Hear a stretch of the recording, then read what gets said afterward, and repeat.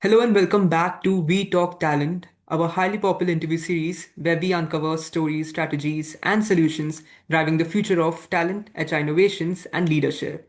I'm Abhik Roy, Associate Content and Community from ETHRWorld, and it's my pleasure to introduce the guest of our today's episode, Urvi Aradhya, CHRO from Raheja Corp. Hi Urvi, we are so glad to have you here on We Talk Talent. Welcome to the show. Thanks, Abhik. Pleasure to be here on the platform of ETHR World. Looking forward to this conversation. Great. I'm equally looking forward. I'm quite excited. So I'll start with my questions right away. My first question is, in your long career, you have seen real estate sector, evolve through different phases. From that vantage point, how do you think, talent management, in this sector? Great question, Abhik. Actually, there are certain things which are very unique to real estate, and there are something commonalities as well, which are agnostic to the industries. So overall, I would say that workplaces and work philosophies have really changed in a couple of decades, and more so in recent years, transforming business models and evolving roles which have had their impact on the employees across functions, across industries. Now, in particular to the real estate operates through very long project cycles, as you are aware. So the initial creation of policies are very different, but the sustenance is something which goes in a very long way. So real estate long cycles, it needs a very specialized attention because the cycles are very, very long. The commonality, of course, people are the same across industries, so is very much same. However, I would say the sector is actually rapidly going through a major use of or adoption of property related prop tech, data analytics, newer technology, and increasing demand for digital and future facing skills. Future ready talent in these sectors are becoming more agile. They are more compliance oriented because the dashboard is really working out very well and very faster. They are able to work across cross functional project driven environments. And moreover, they are ready to adopt with the ever increasing need of technology. So we at our organization heavily invest into talent pool with emerging AI and other tools for making our people future ready. Great. Thank you for that response, Urvi.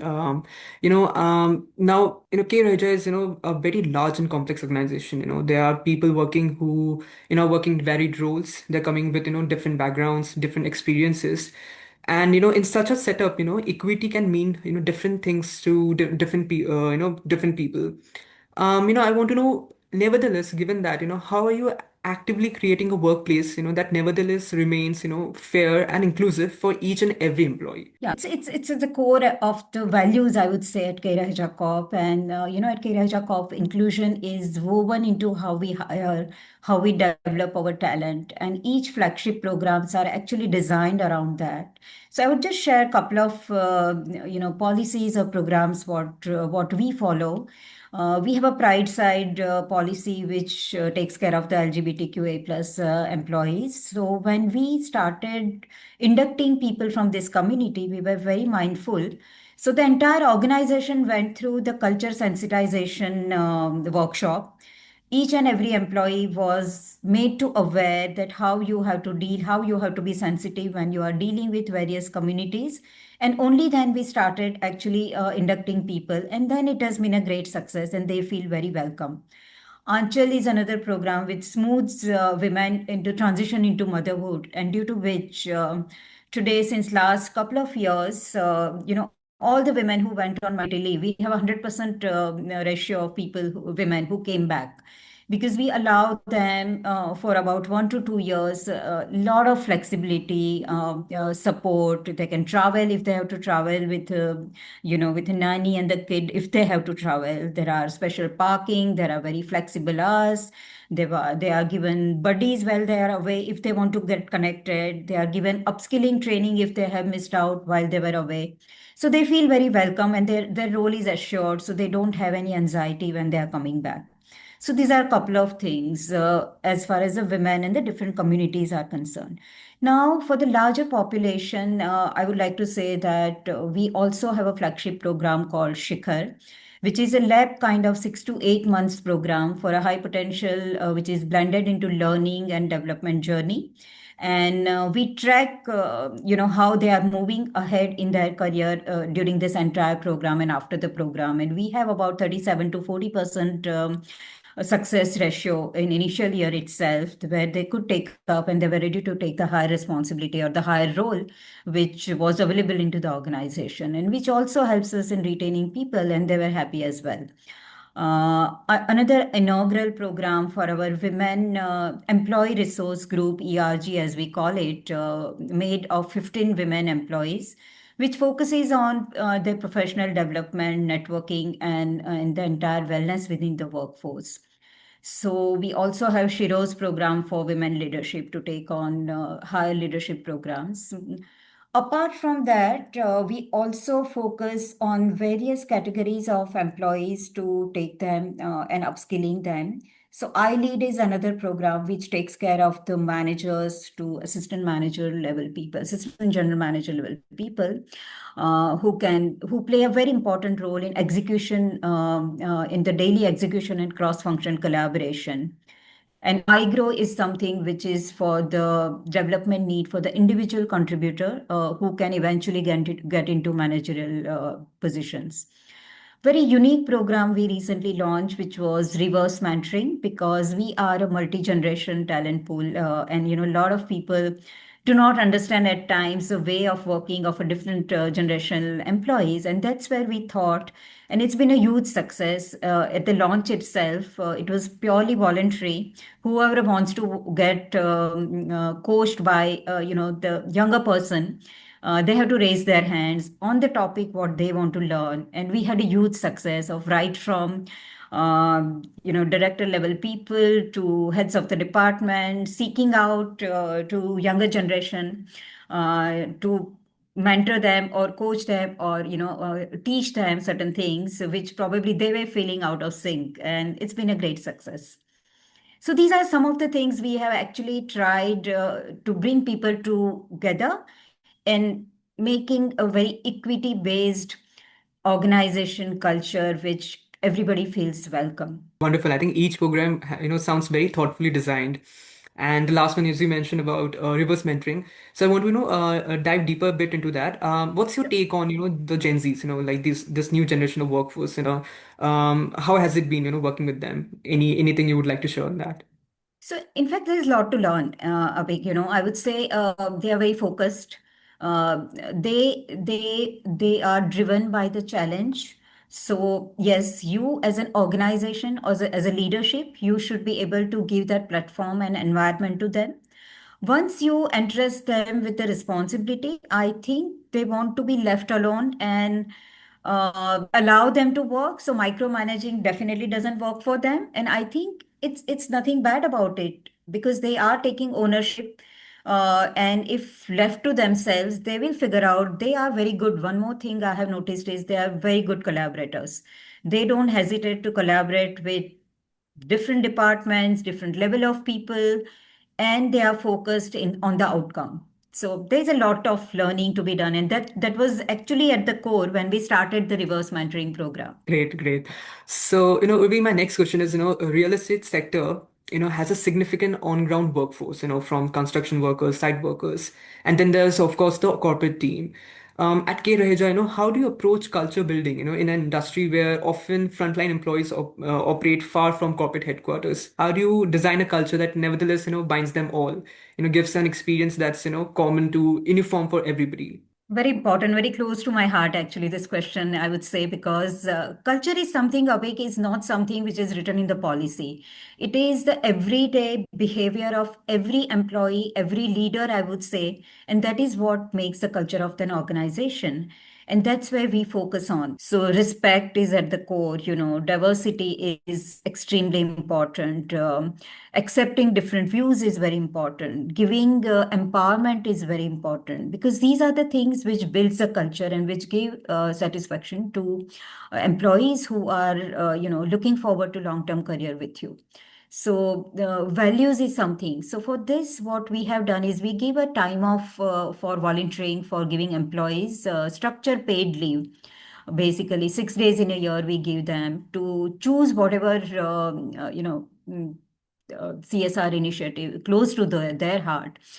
Some of the programs we also partner with, some of them they can choose whatever they want to, but they have complete freedom to wherever they want to contribute to the society. Basically, idea is we want people to be aware of the society or the neighborhood what we are operating in, and being sensitive to diverse culture and diverse people. That was the idea. On-site workers, which is largely their outsourced people, are also given opportunity to upskill themselves on a newer technology, because basically they are the frontline workers who are going to build your product. So we cannot ignore them. So we are very sensitive to them as well. Our latest team member, Amber, which is the organization's AI-powered chief learning officer, we call it, of offering 24 by 7 instant support on all HR policies, enabling employees on site, off site both to raise tickets for deeper assistance, any concern, any sentiment, their happiness quotient, their concern, everything it is capturing. And then we in turn go back to them answering their queries. So Amber kind of tool are immensely helping us in predictive analysis of how people are thinking and what they are seeking from the organization.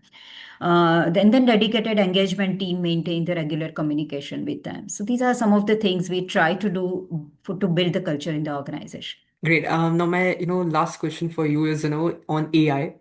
You were mentioning about Amber as well, Now, AI is moving from, experimentation phase to operation phase. Already in 2025, that phase the transition has started, and in 2026, it's only going to be intensified, where AI has to make real business value. At K Raheja, how are you leveraging AI, particularly in HR, to benefit the business? Any, success stories you would like to share, or what are you planning, for this year ahead? So just to tell furthermore on Amber, I was just, I mean, as late as present as today morning, I was sitting with my team with the dashboard of Amber, and literally we identified that 58 people we need to address because these are the concerns, and maybe predictively we need to reach out to them. And this I would have never come to know had it not been AI, because you can't practically reach out to all your workforce and ask their concerns. So this is a beautiful piece where we are able to reach out the large workforce, which is not necessarily all are into one place. They are at multiple location, multiple cities, multiple sites. So basically reaching to the employees and making them comfortable that they can raise their concern is something which is the biggest outcome which is coming. Another thing is lot of work which was taking away people's time. I think that's being done very easily. Recently, we had certain session on. I'm sure you would have heard about vibe coding. Like I don't have to be a coder to write a code because AI will write it for me. As a leader, I want to know certain information. So I can just say in plain English and it would be written by them, and I can get the entire information in a few minutes or few seconds, actually. So these are the things we are trying to bring in not only in HR but across functions, and of course HR also is part of it.